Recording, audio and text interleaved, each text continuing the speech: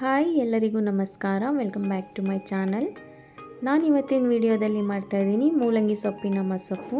ಬನ್ನಿ ಮೂಲಂಗಿ ಸೊಪ್ಪಿನ ಮೊಸಪ್ಪನ್ನ ಹೇಗೆ ಮಾಡೋದು ನೋಡೋಣ. ನಾನಿಲ್ಲಿ ಮೊಸಪ್ಪುಗೋಸ್ಕರ 1 ಕಟ್ ಆಗುವಷ್ಟು ಮೂಲಂಗಿ ಸೊಪ್ಪನ್ನು ತೊಗೊಂಡಿದ್ದೀನಿ. ಅದನ್ನು ನೀಟಾಗಿ ತೊಳೆದು ಕಟ್ ಮಾಡಿ ಇಟ್ಕೋತಾ ಇದ್ದೀನಿ.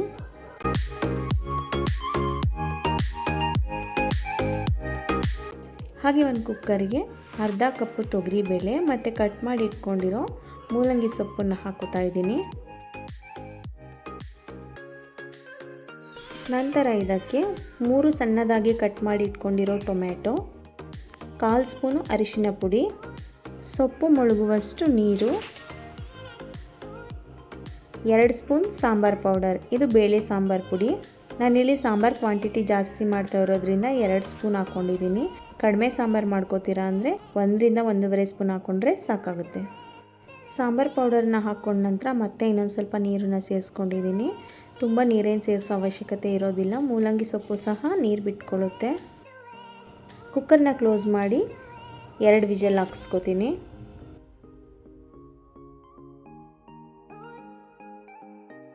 ಇವಾಗ ಕುಕ್ಕರು ತಣ್ಣಗಾಗಿದೆ. ಮೂಲಂಗಿ ಸೊಪ್ಪೆಲ್ಲ ಚೆನ್ನಾಗಿ ಬೆಂದಿದೆ.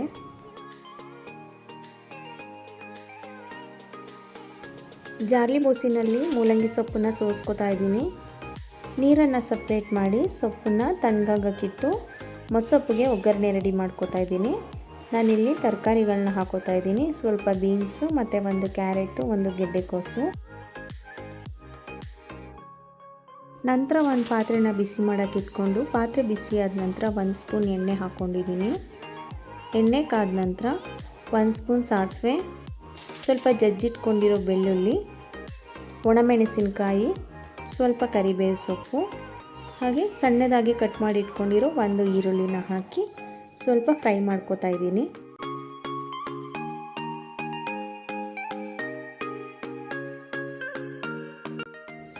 ಈರುಳ್ಳಿ ಫ್ರೈ ಆದ ನಂತರ ಕಟ್ ಮಾಡಿ ಇಟ್ಕೊಂಡಿರೋ ತರಕಾರಿನ ಹಾಕಿ ತರಕಾರಿನ ಸಹ 1 ರಿಂದ 1.5 ನಿಮಿಷ ಎಣ್ಣೆಯಲ್ಲಿ ಫ್ರೈ ಮಾಡ್ಕೋತಾ ಇದ್ದೀನಿ.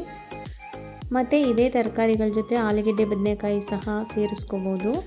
ಅಥವಾ ಇದೇನು ಹಾಕಿದ್ದೀನಿ ನಾನು ಕ್ಯಾರೆಟು, ಬೀನ್ಸು, ಗೆಡ್ಡೆಕೋಸು, ಅದ್ರ ಬದಲು ಬರೀ ಆಲೂಗೆಡ್ಡೆ ಬದನೆಕಾಯಿ ಸಹ ಹಾಕೋಬೋದು. ತುಂಬಾ ಚೆನ್ನಾಗಿರುತ್ತೆ. ತರಕಾರಿಗಳೆಲ್ಲ ಫ್ರೈ ಆದ ನಂತರ ಸೊಪ್ಪು, ಬೇಳೆ ಮತ್ತು ಪುಡಿನ ಕೂಗಿಸ್ಕೊಂಡಿದ್ವಲ್ಲ ಕುಕ್ಕರ್ನಲ್ಲಿ, ಅದು ನೀರು ಸೆಪ್ರೇಟ್ ಮಾಡಿದ್ವಲ್ಲ, ಆ ನೀರನ್ನು ಸೇರಿಸ್ಕೊಂಡಿದ್ದೀನಿ. 1 ಸ್ಪೂನ್ ಉಪ್ಪನ್ನು ಸಹ ಹಾಕಿ ತರಕಾರಿನ ಬೇಯೋದಕ್ಕೆ ಇಟ್ಕೊಂಡಿದ್ದೀನಿ. ತರಕಾರಿಗಳೆಲ್ಲ ಬೇಯೋದಕ್ಕೆ ಒಂದು 6-7 ನಿಮಿಷ ಬೇಕಾಗುತ್ತೆ. ಅಷ್ಟರೊಳಗಡೆ ನಾವು ಬೇಯಿಸಿಟ್ಕೊಂಡಿರೋ ಮೂಲಂಗಿ ಸೊಪ್ಪನ್ನು ರುಬ್ಬಿ ರೆಡಿ ಮಾಡ್ಕೋತೀನಿ. ಮೂಲಂಗಿ ಸೊಪ್ಪು ಎಲ್ಲ ಚೆನ್ನಾಗಿ ತಣ್ಣಗಾಗಿದೆ. ಅದನ್ನು ಒಂದು ಮಿಕ್ಸರ್ ಜಾರ್ನಲ್ಲಿ ಹಾಕ್ಕೊಂಡು ಅದ್ರ ಜೊತೆಗೆ 2 ರಿಂದ 3 ಸ್ಪೂನ್ ಆಗುವಷ್ಟು ತೆಂಗಿನಕಾಯಿ ತುರಿನ ಹಾಕ್ಕೊಂಡಿದ್ದೀನಿ. ಹಾಗೆ 1 ಈರುಳ್ಳಿನ ಕಟ್ ಮಾಡಿ ಹಾಕ್ಕೊಂಡಿದ್ದೀನಿ. ಇದಕ್ಕೆ ಸ್ವಲ್ಪ ನೀರನ್ನು ಸೇರಿಸ್ಕೊಂಡು ರುಬ್ಕೋಬೇಕು. ಇವಾಗ ರುಬ್ಕೊಂಡಿದ್ದಾಗಿದೆ. ಮತ್ತು ತರಕಾರಿಗಳು ಸಹ 6-7 ನಿಮಿಷ ಬೇಯಿಸ್ಕೊಂಡಿದ್ದೀನಿ. ತರಕಾರಿಗಳೆಲ್ಲ ಚೆನ್ನಾಗಿ ಬೆಂದಿದೆ. ಇದಕ್ಕೆ ರುಬ್ಬಿಟ್ಕೊಂಡಿರೋ ಮೂಲಂಗಿ ಸೊಪ್ಪನ್ನು ಸೇರಿಸ್ಕೊತಾ ಇದ್ದೀನಿ. ರುಬ್ಕೊಂಡಿರೋ ಮೂಲಂಗಿ ಸೊಪ್ಪನ್ನು ಹಾಕಿದ ನಂತರ ಒಂದು ಸಲ ಮಿಕ್ಸ್ ಮಾಡಿಕೊಂಡು ಮೊಸಪ್ಪು ಸಾರು ಎಷ್ಟು ಗಟ್ಟಿ ತೆಳಬೇಕು ನೋಡಿ ನೀರನ್ನು ಹಾಕಿ ಮಿಕ್ಸ್ ಮಾಡಿಕೊಂಡು ಇನ್ನೊಂದು ಸ್ವಲ್ಪ ಉಪ್ಪನ್ನು ಸೇರಿಸ್ಕೊಂಡಿದ್ದೀನಿ. ಆವಾಗಲೇ ತರಕಾರಿನ ಬೇಯಿಸ್ಕೊಳ್ಳುವಾಗಲೇ ಸ್ವಲ್ಪ ಉಪ್ಪನ್ನು ಸೇರಿಸ್ಕೊಂಡಿದ್ದೆ.